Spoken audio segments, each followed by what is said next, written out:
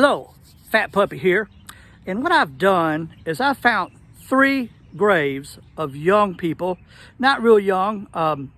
The oldest one I think was 42 or 43 years old.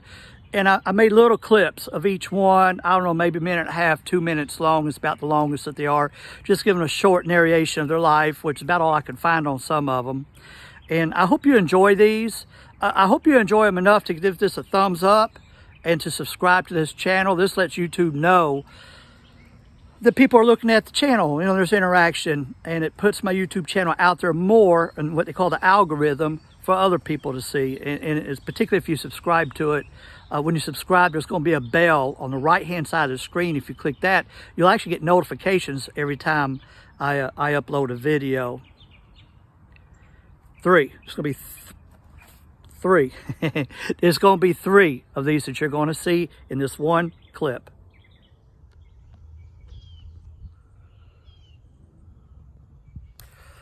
So here we are at the Platt family plot here in this cemetery. I was walking around, seeing that this young man died at a fairly young age. His tombstone reads 1920 to 1949. He was 29 years old.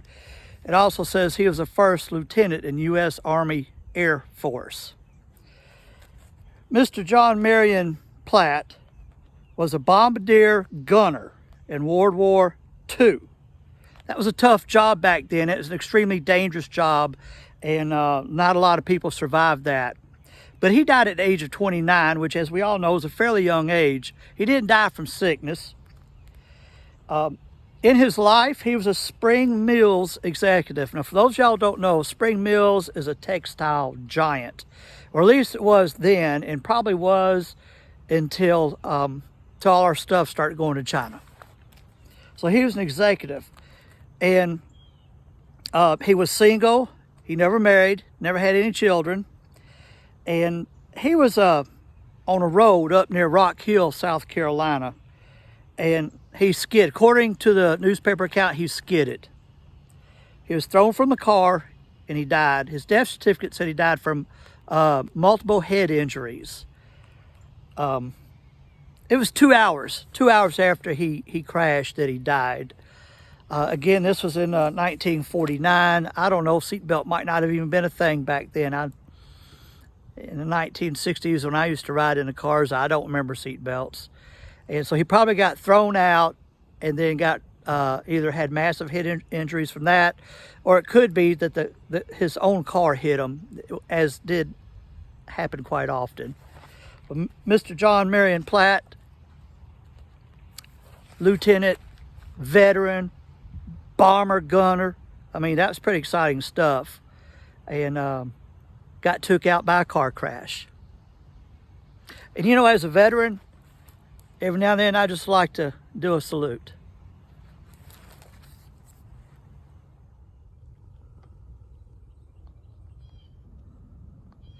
Laying next to her parents, right over there, it's the parents. Right there is Miss Addie Ruth Galloway. She was 35 years old when she died.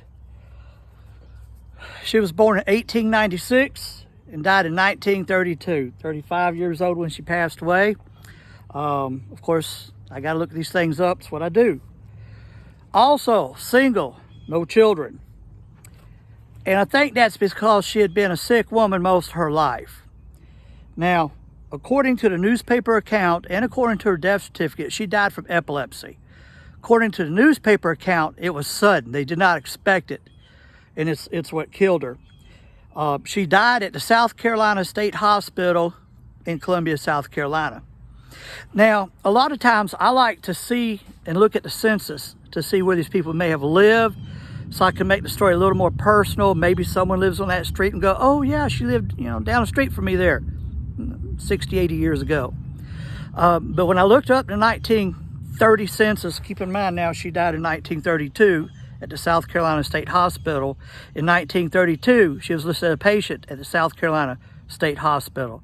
So she had long-running, plaguing illness is what I'm going to call it. So yeah, young lady. Oh, by the way, the odd thing about this, Addie Ruth Galloway is not a common name. But I found newspaper articles from another lady in this area named Addie Ruth Galloway that could not have been her daughter, but it could not have been her neither, because the newspapers were dated about 10 years later. That's my short account of Miss Addie Ruth Galloway.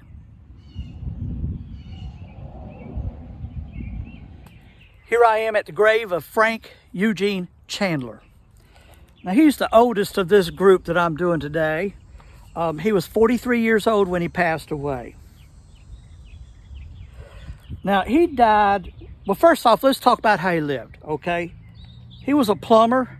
Actually, not just a plumber, but he owned a plumbing company and a heating company. When he got married, the newspaper account said that the very fact of all the people that attended the wedding attested to his popularity. So apparently he was well liked in his day. Him and his wife, Bridget. Looking it up, it actually gave several calls. We gave one, cause of death, but it said that leptomeningitis. I looked that up and I really couldn't make heads or tails out of what that was. It did say swelling of the base of the brain, so I did get that part. And part of what led to that was hypertension. He died at the VA facility, that's a Veterans Administrative facility in Columbia, South Carolina. Really, no, being in the VA, he was a veteran, but I never did find out what he was a veteran of. Given his death date, I would say probably World War I, but that's not mentioned on a stone, and it wasn't mentioned in a newspaper account neither. Now, remember I told you I like to find addresses of these people if I can. He lived at 111 Hazel Street, was his address. Some of you may know where that is. 43 years old, and died from, I'm assuming that kind of thing, it'd be a painful death. You know, swelling of the base of the brain. I can imagine that'd be terrible, terrible headaches until it finally killed him. But Frankie Eugene Chandler, there he lies right there.